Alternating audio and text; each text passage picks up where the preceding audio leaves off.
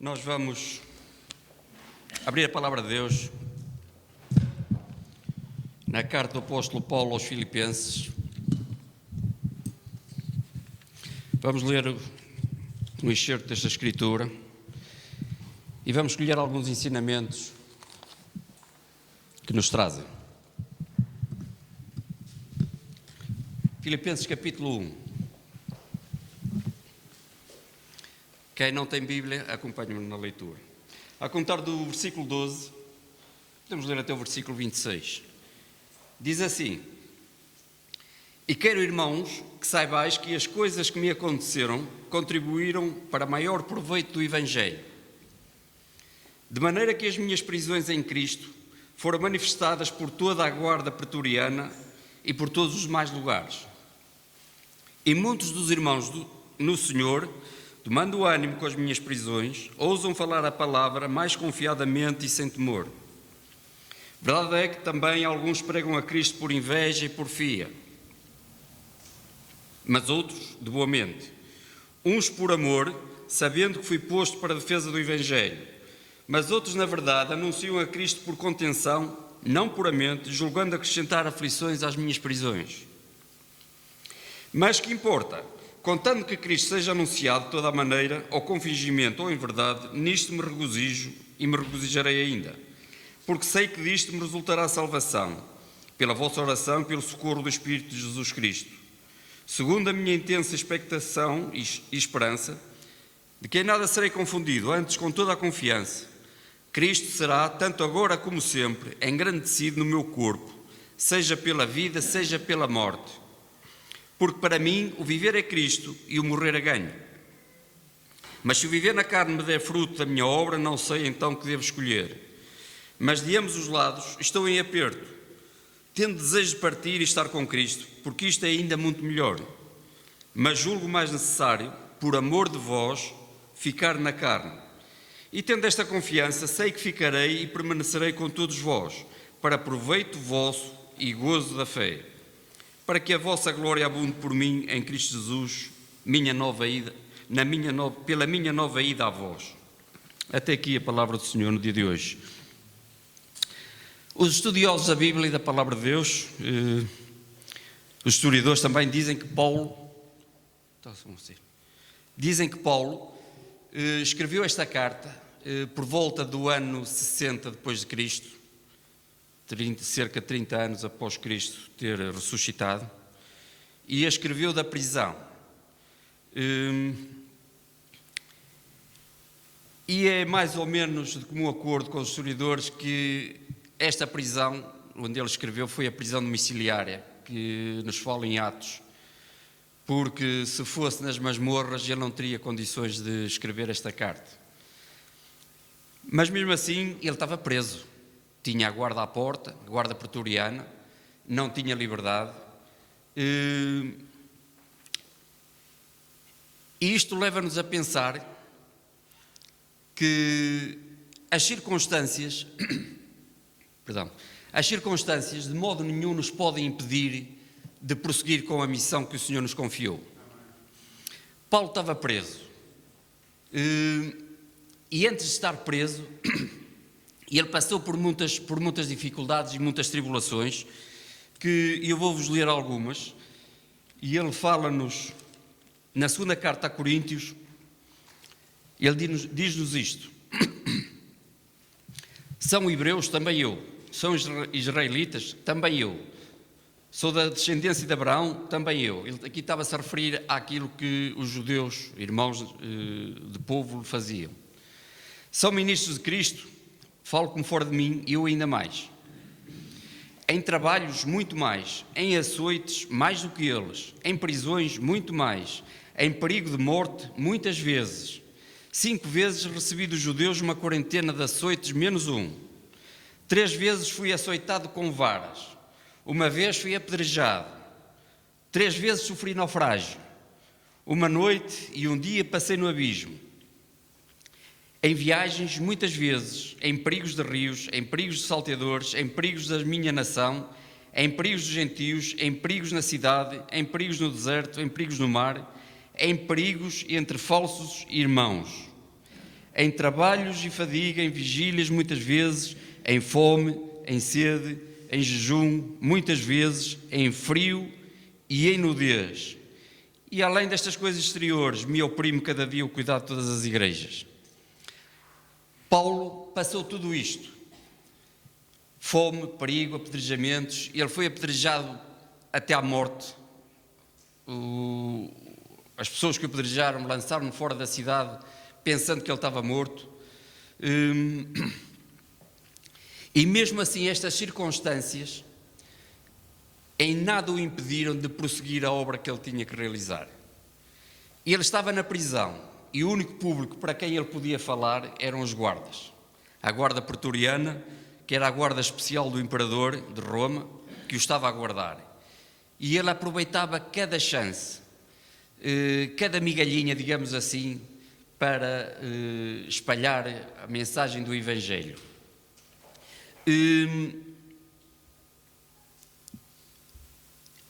Nós, muitas das vezes, à mínima circunstância adversa, ao mínimo vento contrário, pomos logo tudo em causa. Eu fascino-me quando falo com o Ivan. O Ivan tem uma história bastante complicada cá no nosso país, e ele já falámos algumas vezes. E a fé que ele tem, mesmo nas dificuldades, mesmo na adversidade, é algo que a mim particularmente me faz sentir pequenininho. E o testemunho que ele deu agora ainda mais. Mas a maioria de nós, se calhar, não todos, à mínima adversidade, pomos em causa a Igreja, os irmãos, pomos em causa o Senhor. Perdemos a conta, ao longo destes cerca de 19 anos que temos a Igreja, das pessoas que estiveram connosco e que, à mínima adversidade, saíram. E alguns saíram e foram para outras igrejas, mas alguns saíram e, pura e simplesmente, deixaram de se congregar, deixaram de se reunir com o povo de Deus e sabe-se lá se deixaram até o próprio Deus. E isto aqui deve nos servir de incentivo. Aquilo que Paulo passou deve nos servir de incentivo para que nós, à mínima brisa que sopra contra nós nos mantenhamos firmes. Porque muitas das vezes é isso mesmo que se trata. É uma brisazinha que sopra e abana-nos logo todos e faz-nos desviar logo do rumo. E possamos dizer como Paulo disse, no fim da nossa carreira, da nossa caminhada aqui na terra: combati com bom combate, terminei a carreira e guardei a fé. Paulo, escrevendo a Timóteo, disse isto, porque ele perseverou sempre na sua caminhada e nenhuma circunstância, mas mesmo nenhuma circunstância, depois daquele encontro que ele teve com o Senhor a caminho de Damasco, nada mais o fez mudar de rumo, nada mais o fez mudar de caminho, nem sequer uma duvidazinha lhe surgiu. E ele tinha um foco, e esse foco permaneceu sempre, mesmo na adversidade, nestas adversidades que nós lemos aqui. E este é o primeiro ensinamento que eu colhi deste texto da palavra, que é: as circunstâncias não nos podem fazer mudar de rumo, não nos podem impedir de prosseguirmos com a obra que o Senhor nos incumbiu. Porque cada um de nós tem uma missão aqui na terra, seja ela qual for. Ainda ontem falei com o irmão António, fomos correr juntos, e ele me falou que no trabalho dele tem lá um senhor católico e ele tem andado a evangelizá-lo. Está difícil, mas as coisas o Senhor vai fazendo o seu trabalho. Os folhetozinhos, uma palavrinha, pode ser essa a missão dele. Se calhar não tem que ser um grande evangelista, não terá que ser um grande ensinador, um grande pregador, um estudioso da palavra, mas a missão se calhar é essa. E comparado com isto, aquilo que nós sofremos não é nada. E a nossa missão deve continuar sempre, mesmo diante das adversidades. Prosseguindo a leitura, no versículo 14 diz assim, versículo 13: de maneira que as minhas prisões em Cristo foram manifestadas por toda a guarda pretoriana e por todos os mais lugares. E muitos dos irmãos no Senhor, tomando ânimo com as minhas prisões, ousam falar a palavra mais confiadamente, sem temor. Isto aqui fala-nos da importância do nosso testemunho. Paulo estava na prisão e mesmo assim evangelizava. E todos aqueles irmãos, e que penso que ele se teria a referir aos irmãos de Roma, que tinham conhecimento desta passagem, que ele estava preso em Roma, tomando ânimo, animaram-se com este testemunho, com o testemunho de Paulo estando preso, e ousaram pregar a palavra de Deus confiadamente e sem temor. A importância do testemunho. Paulo não lhes disse a eles para eles irem pregar. Paulo estava preso. E eles só de saberem, só de verem o testemunho que Paulo estava a dar, e eles prosseguiram confiadamente e ousadamente a pregar a palavra. Se eles tivessem se apercebido, se tivessem visto que Paulo estava deprimido, acabrunhado, que estava lá na prisão, que já não queria saber das igrejas, não queria saber dos crentes, provavelmente eles, mais ainda, também estariam desanimados. Mas não, foi o testemunho dele, a importância do testemunho.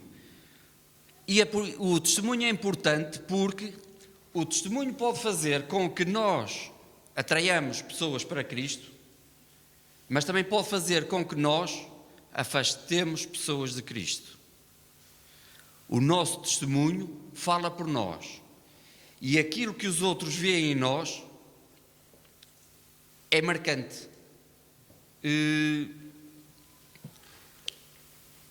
Eu ouvi o testemunho de um amigo, irmão de um crente aqui da igreja, que andou numa igreja e ao ver o testemunho que o filho do pastor deu, que foi um mau testemunho, foi o suficiente para ele se desviar e nunca mais querer nada com as coisas do Senhor. Já cá veio uma vez ou outra, a gente às vezes fala e tal, mas aquilo marcou, e marcou negativamente. O nosso testemunho marca positivamente, como Paulo marcou, mas também pode marcar negativamente e fazer com que pessoas, em vez de serem atraídas pelo Evangelho, pensem com eles próprios: afinal, o que é que isto tem diferente? É mais um. Se é mais um, deixa-me andar que ando bem. Não tenho necessidade de me reunir com eles, não tenho necessidade de querer saber dessas coisas. E acerca do testemunho, eu queria só ler também um pequeno excerto das Escrituras, que está em Romanos, no capítulo 14, e diz assim: assim não nos julguemos mais uns aos outros, antes seja o vosso propósito não pôr tropeço ou escândalo ao irmão. Isto é importante. E sei, estou certo no Senhor, de que nenhuma coisa é assim mesmo imunda, a não ser para aquele que a tem por imunda. Para esse é imunda. Mas se por causa da comida se contrista o teu irmão, já não andas conforme o amor. Agora reparem, não destruas por causa da tua comida aquele por quem Cristo morreu. Paulo, aqui escrevendo aos Romanos, estava a escrever acerca da comida. Mas isto pode-se extrapolar para qualquer assunto. Este testemunho pode fazer ou pode destruir, o nosso testemunho pode destruir aquele por quem Cristo morreu. Porque mesmo os descrentes, Cristo morreu por eles. E é esses que nós temos que testemunhar. Claro que também temos de dar bom testemunho aos da igreja e na igreja, mas principalmente aos de fora. E Paulo aqui estava a escrever isto aos Romanos, para que eles não ponham pedras de tropeço. O testemunho pode ser uma pedra de tropeço na vida de um descrente. Nós não sabemos. E devemos ter cuidado com isso. E devemos, acima de tudo, dar bom testemunho. Porque o nosso testemunho pode servir também, como Paulo, para animar outros, para levar outros a vir à igreja, a sentirem-se animados e a não desistirem.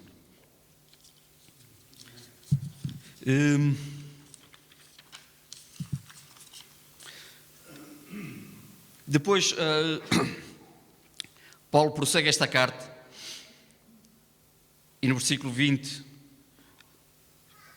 ele fala assim: segundo a minha intensa expectação e esperança de que em nada serei confundido, antes com toda a confiança Cristo será tanto agora como sempre engrandecido no meu corpo, seja pela vida, seja pela morte. Porque para mim o viver é Cristo e o morrer é ganho. E eu queria também fixar um pouquinho neste versículo. Para mim o viver é Cristo. O que é viver Cristo? Viver Cristo, basicamente, é imitar Cristo. É nós vivermos uma vida de imitação do Senhor Jesus Cristo. O próprio apóstolo Paulo disse na primeira carta aos Coríntios: sede meus imitadores, como eu sou de Cristo. Paulo imitava Cristo e incentivava os coríntios a imitá-lo a ele, como ele imitava Cristo. Seguir Cristo, imitar Cristo, devemos de imitá-lo em muitas coisas, em tudo, mas particularmente devemos de imitar a Paulo no amor de Paulo, porque Paulo imitou Cristo no amor de Cristo. Ou seja, nós vamos ler mais um texto, mais à frente, em Filipenses, diz assim, é no mesmo capítulo, diz assim: mas de ambos os lados estou em aperto, tendo desejo de partir e estar com Cristo, porque isto é ainda muito melhor. Há versões que dizem, isto é ainda incomparavelmente melhor, não tem comparação estar com Cristo. Mas julgo mais necessário, por amor de vós, ficar na carne. Paulo entendia que para ele era melhor estar com Cristo. E ele queria estar com Cristo. Mas por amor dos irmãos, ele preferiu ficar na carne, preferiu ficar cá. Isto de certa forma também imita o amor de Cristo, que se entregou pelos outros, que se deu pelos outros, por nós todos. Paulo preferiu ficar cá, não é que ele tivesse a opção de vou morrer, vou partir, mas ele sabia que naquele tempo, naquela hora, era preferível ficar, por causa do amor que ele tinha para com os irmãos. E é este amor que nós devemos de imitar uns com os outros. Não é fácil, mas também, se fosse fácil, era para outros, como se costuma dizer. Paulo, noutra passagem, diz, noutra parte das Escrituras, diz: suportai-vos uns aos outros. O nosso amor para com os irmãos deve fazer com que nós nos suportemos uns aos outros. Mas suportemos com amor, não é suportar de enfadonho, de enfado, pronto, está bem. Não, suportamos com amor, somos filhos do mesmo Pai, somos irmãos em Cristo, e este amor que Cristo revelou por nós e que Paulo, noutra dimensão, também revelou pelos irmãos de Filipos, da igreja de Filipos, deve ser também um amor a imitar. O amor constante na nossa vida. Devemos também imitar o Senhor, imitar Paulo, no perdão. Paulo também imitou o Senhor Jesus no perdão. E se nós imitarmos no perdão e no amor, só nestes dois fatores, imaginem como o mundo seria diferente. E vou-vos ler só o texto que fala disso, que está em 2 Coríntios. 2 Coríntios. Em que Paulo diz assim aos Coríntios: e a quem perdoares alguma coisa, também eu perdoo, porque o que eu também perdoei, se é que tenho perdoado, por amor de vós o fiz, na presença de Cristo. Lá está, o perdão por amor. Para que não sejamos vencidos por Satanás. Muito importante. O perdão ajuda-nos a vencer a luta contra Satanás.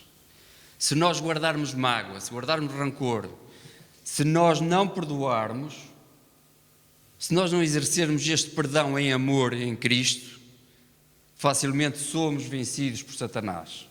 É isto que diz as Escrituras. Para que não sejamos vencidos por Satanás. É uma luta que é constante. Porque, tal como o Ivan falou agora, ele veio para roubar, matar e destruir. E nós, exercendo o perdão, exercendo o amor, nós facilmente, ou mais facilmente, vencemos esta luta. Esta luta contra o mal, contra Satanás e as suas hostes.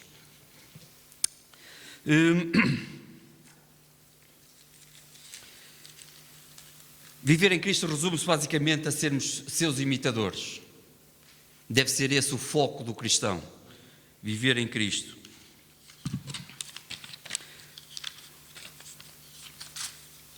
Porque para mim viver é Cristo e o morrer é ganho. Há versões que dizem o morrer é lucro. O que é que Paulo lucrou ou o que é que ele ganhou com a morte? E por consequência, o que é que nós vamos lucrar? O que é que nós vamos ganhar com a morte? Que é a Bíblia que o diz, morrer é ganho, é lucro.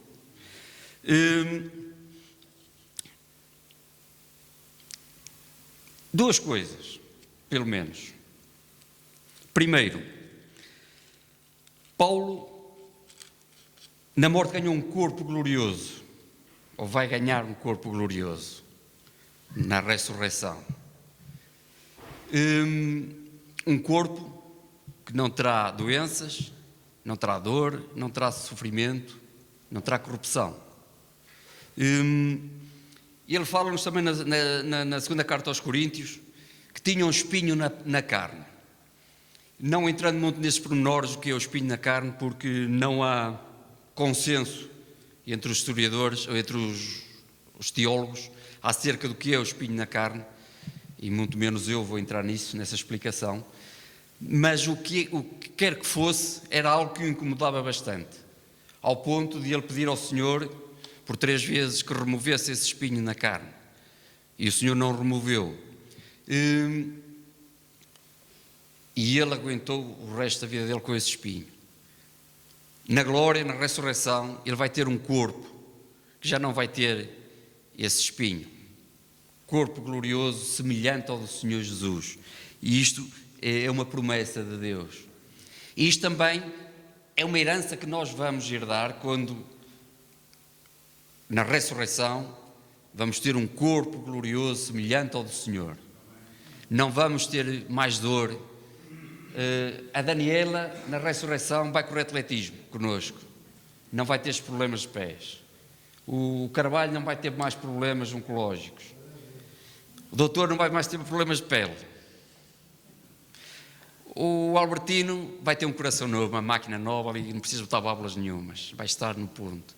Porque vamos ter um corpo glorioso, semelhante ao do Senhor Jesus, que não vai ter dor, não vai ter doença, não vai ter corrupção.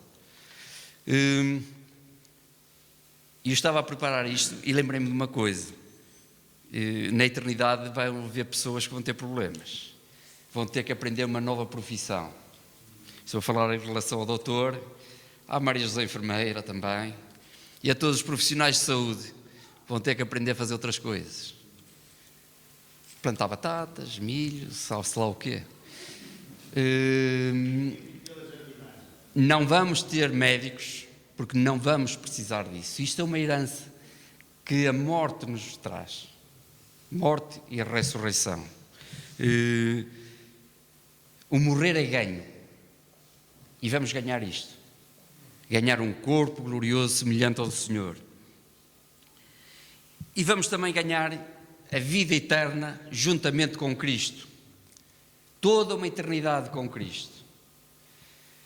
Sobre isto não há muito a dizer, porque Paulo também escrevendo, penso que aos Coríntios, diz que nem ouvido ouviu, nem olho viu, nem jamais subiu ao coração dos homens aquilo que Deus tem preparado para os que o amam.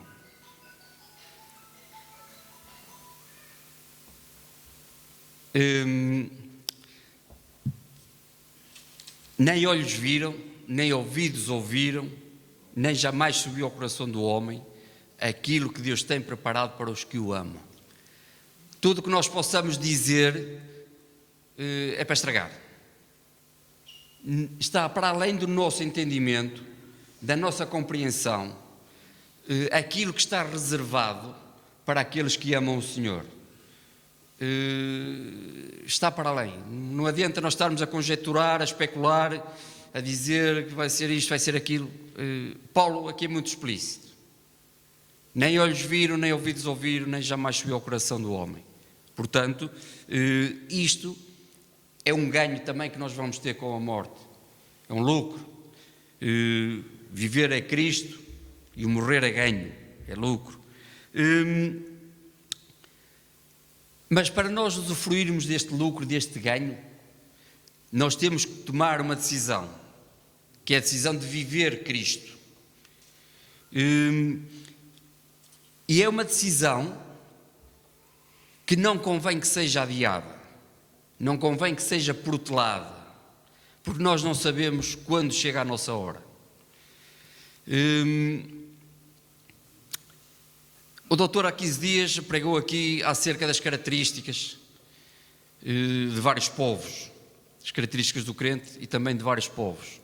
E acerca dos portugueses, ele mencionou que os portugueses eram simpáticos, e são, que eram mestres no improviso, no desenrasca, e são, e que também eram os atrasadinhos, chegavam sempre atrasados, nunca chegavam a horas, também é verdade.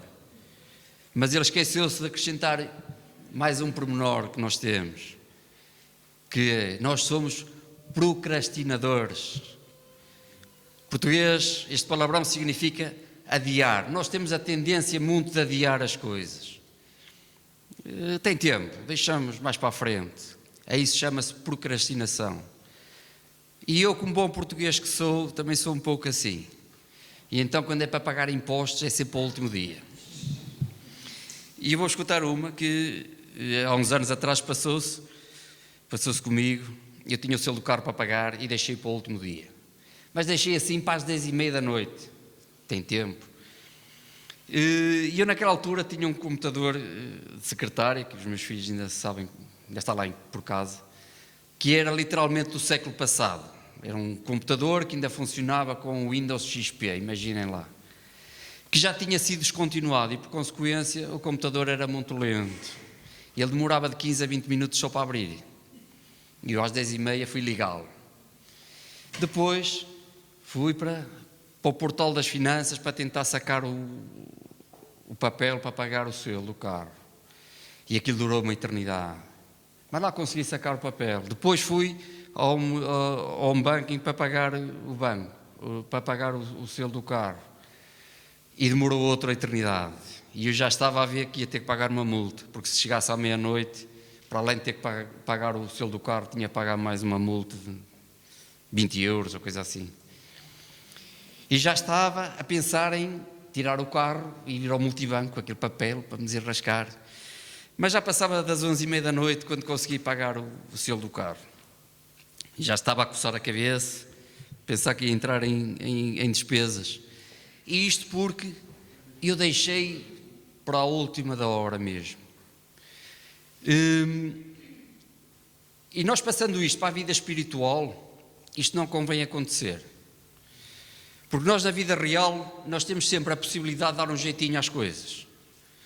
Nem que tenha que pagar a multa, mas pagava o selo e ficava a situação resolvida, pronto. Na vida espiritual, se nós começarmos a adiar, se começarmos a deixar lá mais para a frente, nós não sabemos quando chega a nossa hora. E depois de chegar a nossa hora e de nós partirmos deste mundo, não há mais nada que possamos fazer. Rigorosamente nada. Ou nós partimos com uma vida vivida em Cristo e vivemos eternamente com o Senhor, ou nós partimos sem Cristo e vivemos uma vida de sofrimento, uma vida não, uma eternidade, melhor direi, retiro a palavra vida daí, vivemos uma eternidade de sofrimento, de dor e de tormento, por toda a eternidade. A morte eterna, a Bíblia fala-nos na morte eterna. Se nós adiarmos esta decisão de nos entregarmos a Cristo, de confessarmos os nossos pecados, de pedirmos que o sangue da cruz também nos limpe e purifique de todos os nossos pecados, se adiarmos esta decisão e se partirmos sem termos esta decisão tomada, aquilo que nos acontece é o tormento, a dor e o sofrimento eterno. E aí a morte não será lucro, será prejuízo. Para que nós possamos ter esta certeza de que para mim o morrer é ganho, morrer é lucro, temos que viver Cristo. Viver Cristo no amor, no perdão, no testemunho, e assim viveremos eternamente com o Senhor. E vamos usufruir daquilo que nem o ouvido ouviu, nem o olho viu, nem jamais subiu ao coração do homem. Porque é isso que Deus tem preparado para aqueles que o amam. Que o Senhor nos abençoe nesta noite, que esta palavra vos possa edificar, é o meu voto, o meu desejo, e que o Senhor nos abençoe.